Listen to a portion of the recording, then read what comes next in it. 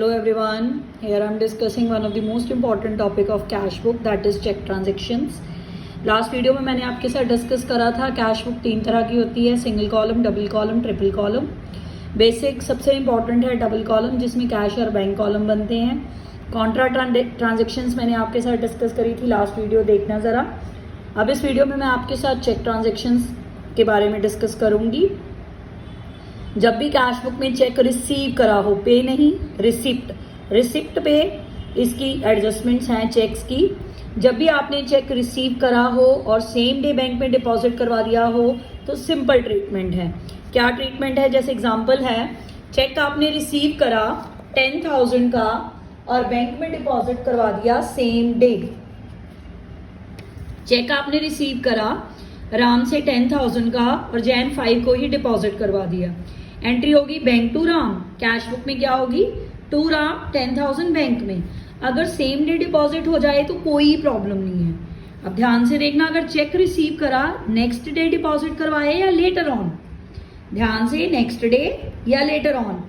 जैसे check receive करा 9800 का फुल सेटलमेंट में 10,000 को January 1 को, नेक्स्ट एंट्री लिखी है deposited into bank above cheque ₹9800।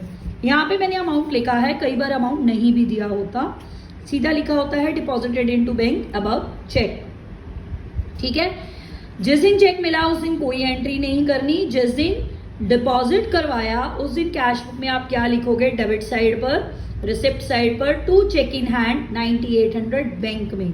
Remember it, Jan 1 की कोई एंट्री नहीं करनी, Jan 2 की करनी है। क्या लिख के? टू चेक इन हैंड 9800, जितना का आपने चेक रिसीव करा है बैंक में लिखना है, कैश में नहीं। क्लियर? बैंक में। ठीक है। अब थर्ड केस देखो, चेक रिसीव करा और एंडोर्स कर दिया। एंडोर्स का क्या मतलब होता है कि आपने चेक एक पार्टी से रिसीव करा और नेक्स्ट पार्टी को ट्रांसफर कर दिया, that is known as endorsement. Suppose Jan 5 को आपने चेक रिसीव करा था राम से और एंडोर्स कर दिया सेम डेट पे 10,000 का चेक ही शाम को, सेम अमाउंट का सेम डेट को। नेक्स्ट डेट में भी आप कर सकते हो। ठीक है, इसके दो ऑल्टरनेटिव हैं। आप cheque in hand to Ram, जिस दिन आपने रिसीव करा, ठीक है, तो रिसीव करने की एंट्री है cheque in hand to Ram और एंडोर्स करने की है Shyam to check in hand. इस केस में आप कैश बुक में कोई एंट्री नहीं करोगे अगर आप चेक इन हैंड लिखते हो। अगर आप ये लिखते हो कैश टू राम, जब रिसीव करा चेक और जब एंडोर्स करा शाम टू कैश लिखा ना, तो आप कैश बुक में क्या ट्रीटमेंट करोगे? टू राम लिख के बैंक में पैसे, सॉरी कैश में पैसे, यहां पे पैसे कैश में आने हैं। ठीक है, कैश में, क्योंकि कैश टू राम एंट्री करी है हमने। Cash to Ram, to Ram लिख के कैश में पैसे, शाम टू कैश, बाय शाम लिख के कैश में पैसे। आप ये प्रेफर करना, ये अच्छी ट्रीटमेंट है। कई बुक्स में चेक इन हैंड भी यूज कर रखा है, उसमें उन्होंने कोई एंट्री नहीं करी बुक्स में। आप कैश वाली एंट्री को प्रेफर करना। दो ऑल्टरनेटिव है, I repeat, check in hand to Ram, Shyam to check in hand, same date को है, सेम अमाउंट से, पर एंट्री कोई नहीं करनी बुक्स में। अगर सेकेंड ऑल्टरनेटिव ऑप्ट करते हो cash to Ram, Shyam to cash, ठीक है, कैश टू राम लिखते हो तो टू राम लिख के कैश में पैसे, बाय शाम लिख के कैश में पैसे, ये एंडोर्समेंट की एंट्री है। क्लियर?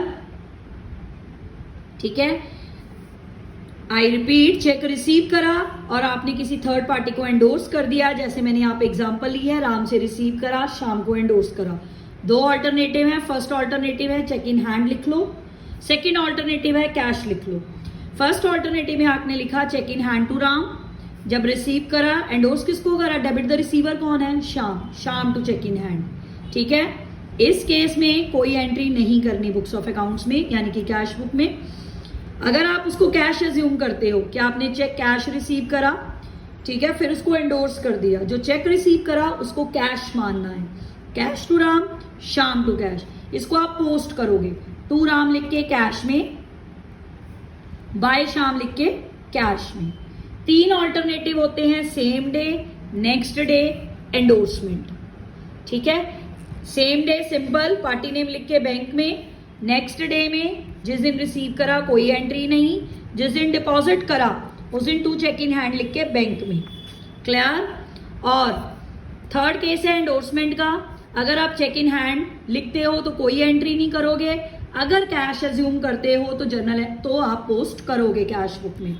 2 पार्टी नेम लिख के कैश में, बाय पार्टी नेम लिख के कैश में, सेम अमाउंट से। Clear. Thank you very much.